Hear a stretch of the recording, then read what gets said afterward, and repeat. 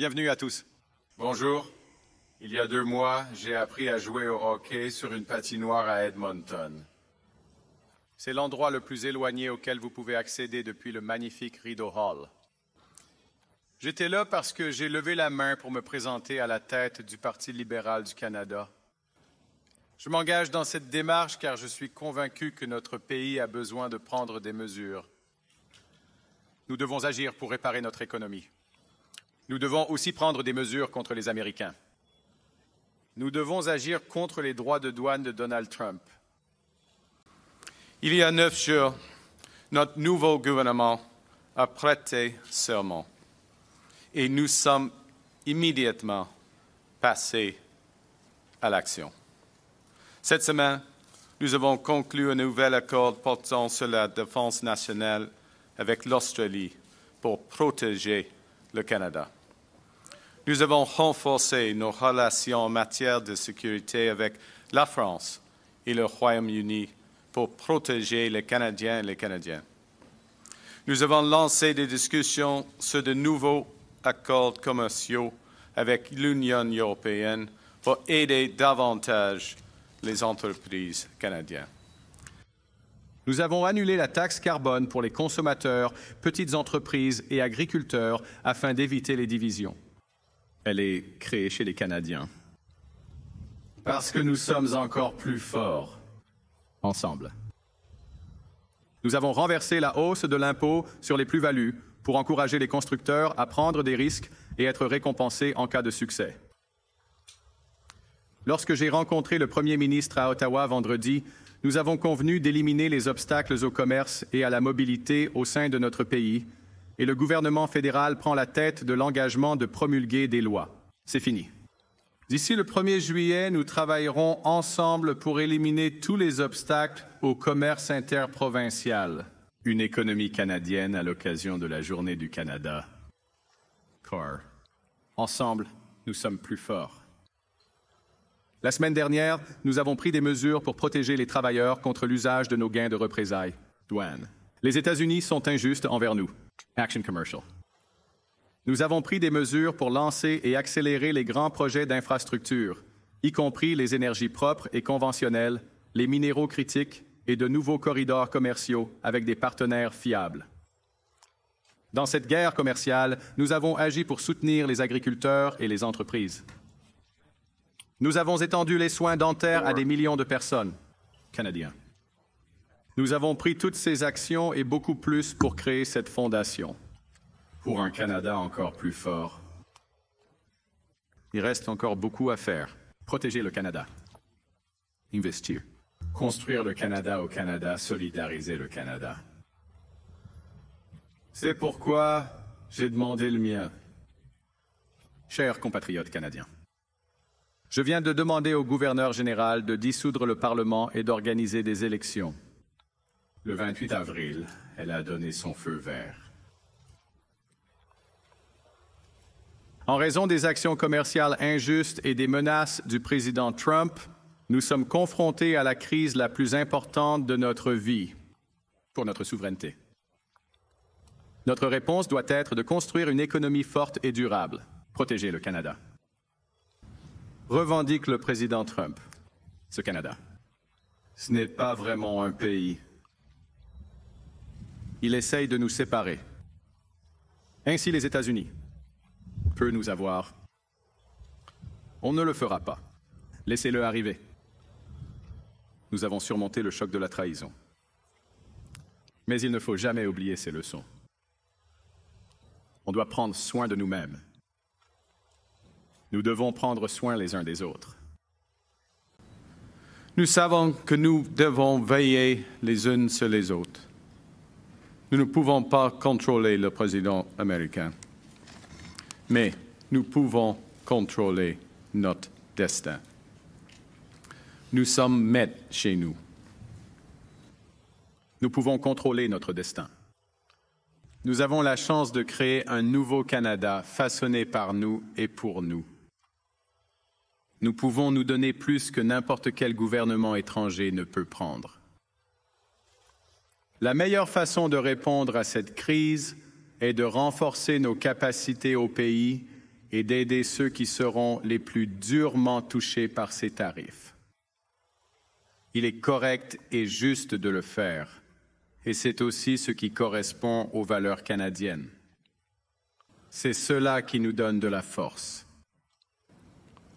Dans le cadre de cette stratégie, je propose aujourd'hui des réductions d'impôts pour la classe moyenne afin d'aider tous les Canadiens qui travaillent à réussir. Nous réduirons d'1 point de pourcentage la tranche minimale d'impôt sur le revenu pour la classe moyenne, ce qui bénéficierait aux familles à revenus à deux jusqu'à 825 $ par an.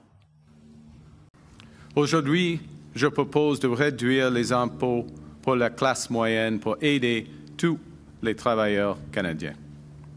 Nous réduirons d'1 point de pourcentage la tranche d'imposition la plus basse. Cette réduction d'impôts pour la classe moyenne permettra de redonner 825 $ à une famille à deux revenus. Je demande aux Canadiens de donner un mandat fort et positif pour répondre au président Trump et construire une nouvelle économie canadienne qui fonctionne pour tous. Parce que je sais que nous avons besoin de changements radicaux, de changements positifs. Vous voyez, notre génération a eu de la chance. Il y a plus d'opportunités et la vie est plus abordable. Vous devez travailler dur, mais vous pouvez avancer. Voilà le marché. Mais pour les générations suivantes, ils ont travaillé aussi dur que nous, voire plus dur. Mais ils peinent à payer le loyer, à acheter l'épicerie et à économiser pour l'éducation de leurs enfants. J'ai passé toute ma carrière à comprendre comment le monde fonctionne et comment il pourrait être amélioré pour nous permettre d'en tirer le maximum. C'est ça qui a été notre priorité ces 9 derniers jours. Et ça restera toujours la priorité de notre nouveau gouvernement. Le défi est de taille, mais je veux que les Canadiens et les Canadiennes comprennent que nous avons tout ce dont nous avons besoin pour réussir ici au Canada. Si nous avons le bon plan et si nous travaillons ensemble. Parce que bâtir un Canada fort, ça prend tout le monde. Et il faudra faire preuve de leadership.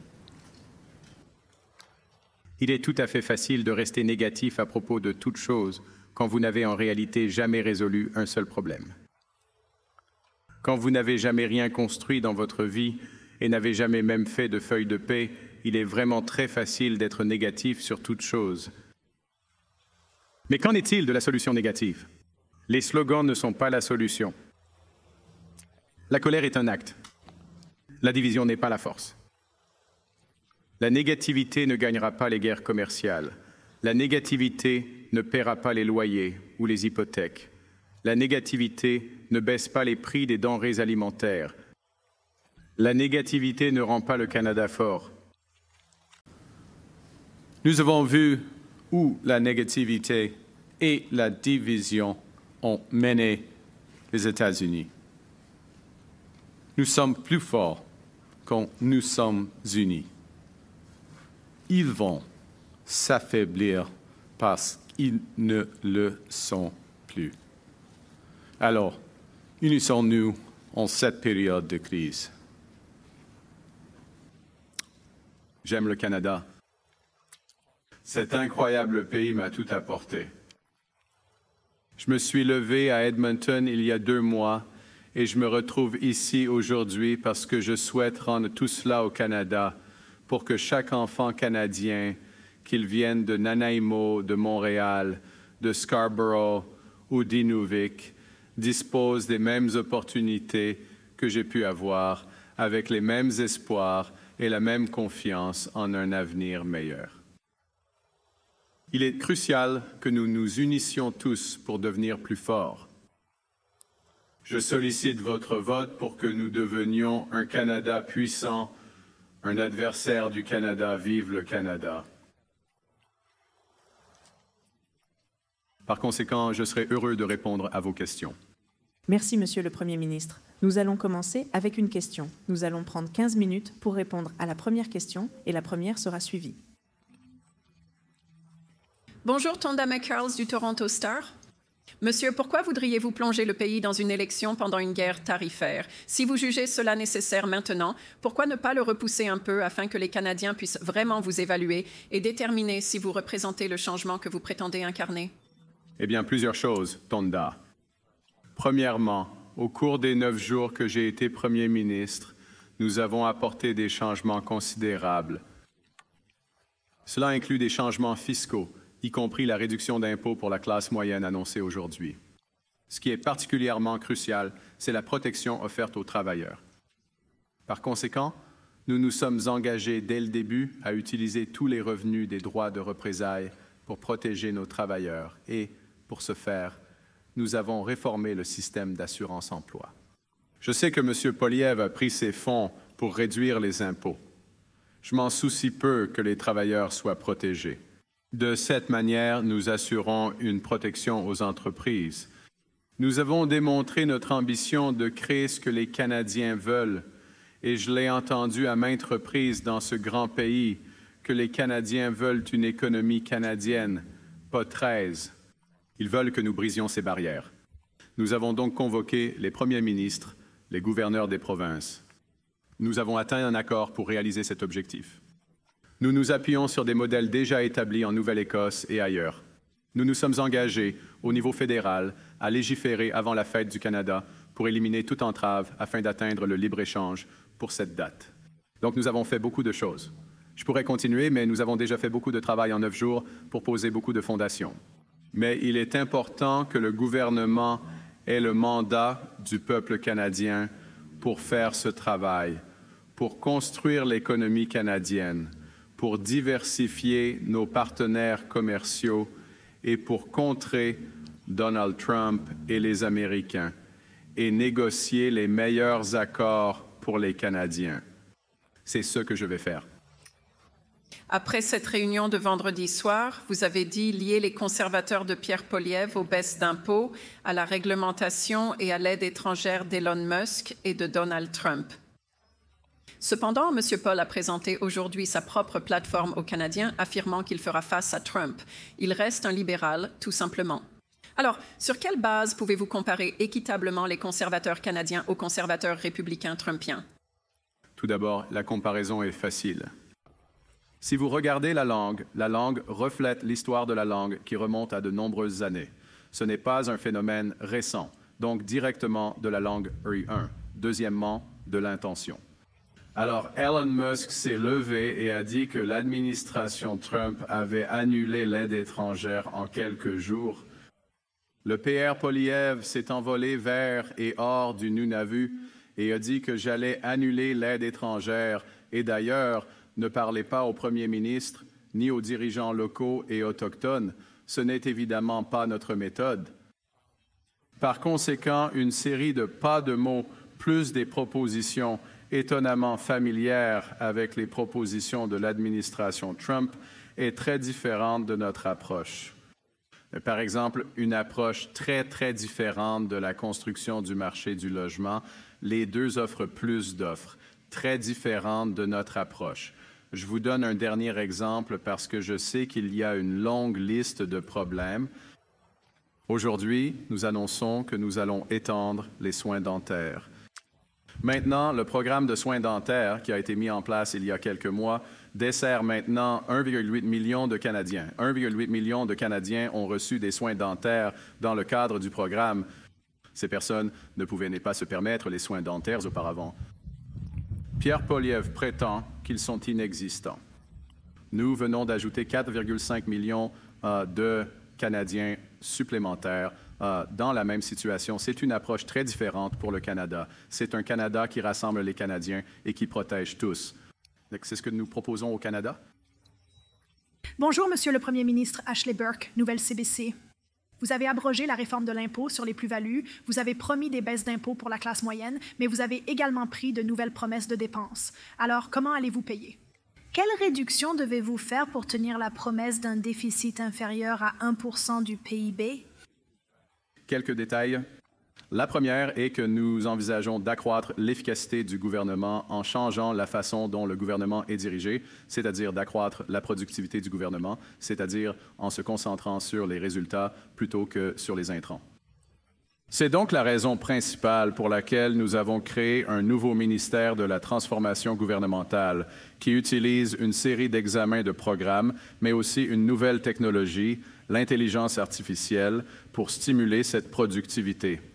Si je peux clarifier certaines des choses que vous avez mentionnées, c'est que nous faisons une distinction entre une baisse des dépenses publiques et une augmentation moyenne des dépenses publiques d'environ 9% au cours des dernières années. Par conséquent, nous allons réduire le niveau de croissance des dépenses. Cela va créer de l'espace en soi. Mais nous nous intéressons à davantage d'investissements canadiens. Il est temps de construire. C'est le moment de développer l'économie pour créer des emplois bien rémunérés et de la croissance. Nous allons utiliser les rares fonds des contribuables pour promouvoir d'énormes investissements privés, comme l'occasion dont nous avons discuté vendredi en tant que ministre principal. Pour ceux qui ne regardent pas, je peux comprendre pourquoi les gens ne le regardent pas. Alors, je vais le dire maintenant. Sources d'énergie propres et conventionnelles. Nouveaux corridors commerciaux. Il s'agit de millions de maisons à travers le pays afin de réduire le coût d'une nouvelle maison pour tous les Canadiens. C'est ce que nous souhaitons en tant que gouvernement. Ce que nous devons faire en tant que gouvernement, de nombreuses fondations terminées en 9 jours. Nous demandons une autorisation pour terminer les travaux. En français maintenant ou après? Oui, sur ce que vous coupez juste là. En ce qui concerne l'assainissement budgétaire, ça implique plus la productivité du gouvernement que les réductions des dépenses actuelles. Alors, c'est une question de mettre l'accent sur les résultats, pas les dépenses eux-mêmes. Deuxième point, nous mettons l'accent sur l'investissement au Canada, afin d'utiliser les dollars gouvernementaux afin de catalyser des grands investissements privés en ce qui concerne le logement, le secteur d'énergie propre, le secteur d'énergie conventionnelle et les minéraux critiques et tout cela que nous avons discuté aux réunions des premiers ministres. Vous êtes un nouveau leader, mais le gouvernement libéral est au pouvoir depuis 10 ans. Vos ministres ont servi au sein du gouvernement Trudeau. Pourquoi les Canadiens devraient-ils vous croire lorsque vous dites que vous représentez quelque chose de différent et de changement? Eh bien, j'ai quelque chose. Tout d'abord, vous avez vu des changements dans les méthodes et les actions, pas des mots. Cependant, actions concrètes, donc véritable changement. Système de régime fiscal. J'ai déjà mentionné les changements. Notre méthode, sur les logements. Au cours de la semaine prochaine, vous verrez une croissance encore plus spectaculaire. Fourniture de logements. Modifié en conformité totale avec nos partenaires commerciaux internationaux et nos alliances stratégiques en matière de sécurité. France et Royaume-Uni, d'évoluer en fonction des changements dans l'UE. Couverture complète des soins de santé pour tous dans cette situation économique. Donc, toutes ces étapes, l'ambition de construire l'économie canadienne et l'ampleur des changements requis, je crois sincèrement, je tiens à souligner mon entière conscience du sujet. Mon gouvernement reconnaît pleinement la nécessité d'adopter des mesures drastiques et rapidement mises en œuvre. Construire une économie. Il est extrêmement crucial pour le Canada de prendre contrôle sur ce que nous pouvons maîtriser. Construit pour nous et nous aussi. C'est ce que nous sommes. Faites une autre chose que je vais ajouter. Oui, nous avons des membres extrêmement influents et puissants. Notre groupe parlementaire, les ministres, j'ai eu la chance d'avoir servi avec eux. C'est vrai. Recruter des candidats extraordinairement talentueux. Tout le pays. Certains ont déjà été annoncés et d'autres seront annoncés dans les prochains jours. Il s'agit d'un nouveau gouvernement et la preuve est en action et l'action est considérable. Je vous remercie. Bonjour, Monsieur Carnet. Je suis Christopher Nardi du National Post. Ainsi, la première ministre de l'Alberta, Danielle Smith, a récemment déclaré avoir demandé au gouvernement américain de suspendre les droits de douane pendant les élections fédérales, car ils favorisent les libéraux dans les sondages et nuisent aux conservateurs sous Pierre Poilievre. Quelle est votre réponse à ces commentaires et à la lumière de ces conclusions, pouvez-vous collaborer avec le premier ministre? Je pense que mon devoir consiste à collaborer avec l'ensemble des Canadiens et avec tous les différents intervenants. Avec le premier ministre, bien sûr, avec les organisations autochtones nationales, collaborer avec les autres parties prenantes et avec chacun. C'est mon devoir. Responsabilité, je prends ça au sérieux. Cela me réjouit beaucoup. Lors de la première réunion ministérielle, nous avons convenu de notre communiqué et de nos objectifs. Nous devons tenir le cap, agir à cet effet, avec tout le respect que je vous dois. Commentaire détaillé du premier ministre.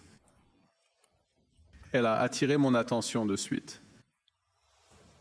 M. Poitier s'est allié à M. Trump et a souligné que c'est l'une des décisions que les Canadiens doivent prendre s'ils veulent un gouvernement unifié, mais soutenant le Canada et agissant de manière concentrée pour construire une meilleure économie, ou s'ils veulent la division et l'américanisme. C'est ce que M. Poilievre semble offrir et il vient d'être approuvé par le premier ministre de l'Alberta. Parlez français à Mlle Smith, s'il vous plaît. En ce qui... Oh, mon Dieu, OK. C'est beaucoup. Alors, première chose, étant Premier ministre, je travaille avec tous les groupes, les premiers ministres, puis les chefs d'Autochtones, les syndicats, les ouvriers, tout cela, les sociétés, bien sûr. OK? Ça c'est mon job et je le fais. Et il y a un exemple avec le consensus que nous avons agréé vendredi dernier aux réunions des premiers ministres. D'autres points. Il semble que Madame la Première ministre d'Alberta dise que, en effet, M. Poilievre et M. Trump sont les mêmes. Ça, c'est le choix pour les Canadiens. Les Canadiens, un Trump canadien ou un gouvernement qui unit notre pays, qui met l'accent sur l'action afin d'avoir une économie forte qui travaille pour tous les Canadiens et Canadiens. Pas facile, hein, faire le saut français. Oui, c'est un service de traduction ici, comme Premier ministre. Alors, vas-y. Au cours de la campagne de leadership, vous vous êtes engagé à invoquer l'immigration CAP jusqu'à ce qu'elle atteigne des niveaux durables d'avant la pandémie. Oui, les niveaux de lumière avaient augmenté avant l'immigration pandémique. Alors, avez-vous l'intention de diminuer, maintenir ou augmenter les niveaux d'immigration actuels? Oui, c'est une question importante. Ainsi, ma description de la situation est qu'après le COVID, il y a eu une explosion de l'immigration de travailleurs étrangers temporaires, d'étudiants étrangers et d'immigrants permanents. Nous n'avons pas honoré nos accords avec ces personnes. Le manque de logement est flagrant. Tous ceux qui viennent ici pour une éducation ne reçoivent pas l'éducation qu'ils attendent, et c'est le résultat de bien d'autres aspects. Mais la conséquence a été l'imposition de nouveaux plafonds pour les migrants beaucoup plus faibles, y compris les travailleurs étrangers temporaires, y compris les étudiants étrangers. Il me semble que ces plafonds ou quelque chose comme ces niveaux doivent rester inchangés jusqu'à ce que nous élargissions le logement, que nous apportons, que nous réabsorbons les niveaux d'immigration qui se produisent dans notre pays. Il n'y a pas de seuil prédéterminé permettant de supprimer ou ajuster ces plafonds. Si je peux dire, parce que chaque question est en anglais et en français, si je peux dire, en ce qui concerne au Québec, un aspect d'immigration au Québec, c'est une question d'intégration des immigrants à la société québécoise. Et il faut avoir un rythme qui est d'accord avec ça, tout cela. Nous allons aborder la dernière question. Diac aussi. CTV News, Premier ministre Carney, vous êtes un catholique fervent. Vous êtes allé à l'église ce matin avant de rendre visite au gouverneur. Soutenez-vous explicitement le droit des femmes de choisir? Si vous gagnez cette élection, comment influencerez-vous vos considérations politiques? Merci pour votre question. Je ne vais pas mentionner ma visite à l'église, mais merci de l'avoir noté. Je soutiens absolument et sans réserve le droit des femmes à choisir et nous défendrons ce droit comme le Parti libéral l'a toujours défendu avec fierté. Je défendrai la Charte de manière cohérente et fière comme le Parti libéral. Je dirais, je ne parle pas de ces choses. Je pense que mes croyances personnelles ou ma spiritualité sont pertinentes quand je dis important, mais je dirais que ce qui est pertinent est que cela transmet mon sentiment de responsabilité et de service. Je sens, vous savez, que je devrais servir notre pays autant que je peux. Alors que je regarde en arrière et que je me présente devant vous, j'ai le sentiment qu'au début de l'année, lorsque la crise nous a frappés et qu'un changement majeur était nécessaire, je devais lever la main et faire partie du changement. Je suis honoré d'avoir été élu chef du Parti libéral. J'ai été privilégié de passer cette période au gouvernement, cette courte période au gouvernement. Nous avons apporté des changements importants pour mettre le Canada dans une position plus forte, mais il reste encore beaucoup à faire.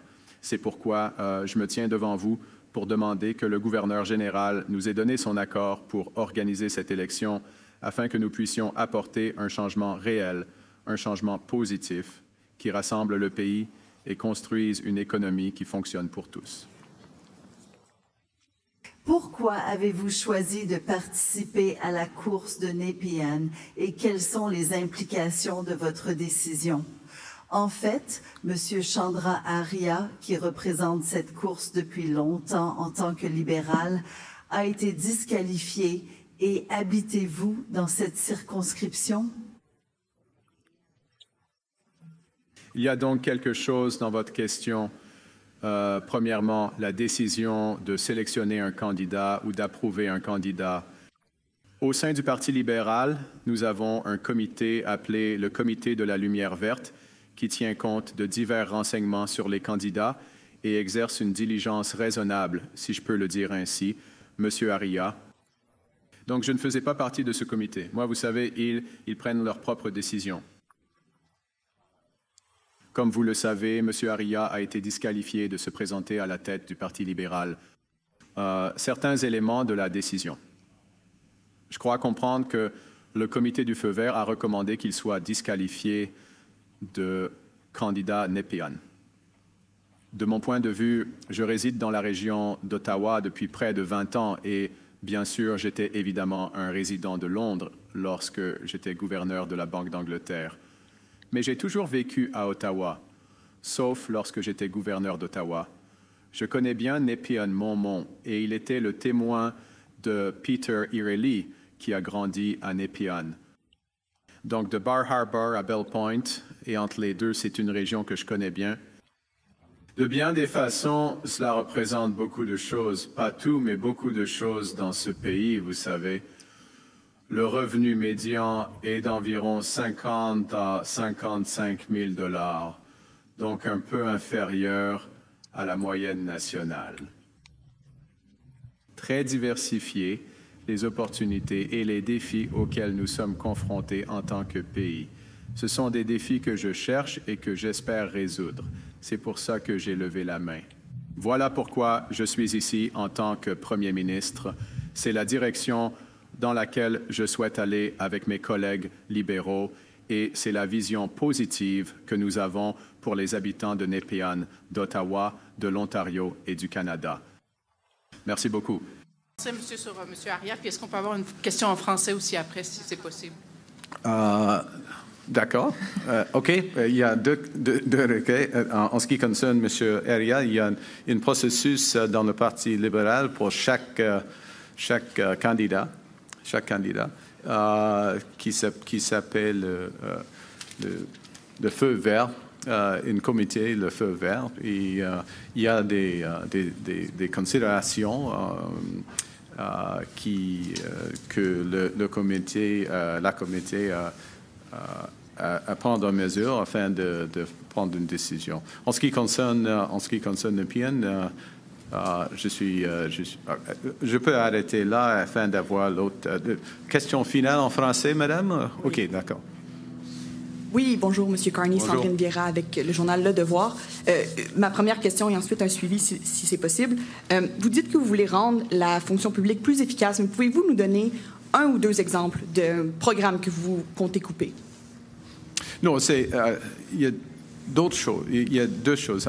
Par exemple, si on a un programme afin d'accélérer l'investissement dans le logement, il y a une question pour chaque dollar du gouvernemental, combien de dollars du secteur privé va être investi. Alors, c'est une question de productivité, pas de couper. Et vous n'avez toujours pas parlé à M. Trump depuis votre arrivée. Les relations avec les États-Unis sont maintenant au cœur des préoccupations des électeurs. Ils voudront choisir au terme de la campagne la meilleure personne pour faire face au président. Donc, est-ce que vous vous engagez, considérant que ça sera une campagne très courte, à rencontrer ou vous entretenir avec M. Trump pour démontrer aux Canadiens que vous êtes capable de lui faire face? Je suis bien capable de lui faire face. Mais est-ce que vous vous engagez à le faire avant? Ouais, il y a des conditions maintenant. Monsieur le Président, lui doit reconnaître que le Canada est un pays souverain. Il faut le dire. Il faut l'accepter. Avant d'avoir une grande discussion en ce qui concerne un accord commercial. Donc, vous ne parlerez pas à M. Trump tant qu'il ne dit pas que... Pas de réunion. On parle toujours. On peut parler toujours. Okay. Alors, c'est tout. Merci. C'est ce qui m'a fait à la conférence de presse. Thank you. D'accord. Merci beaucoup. Bonne chance.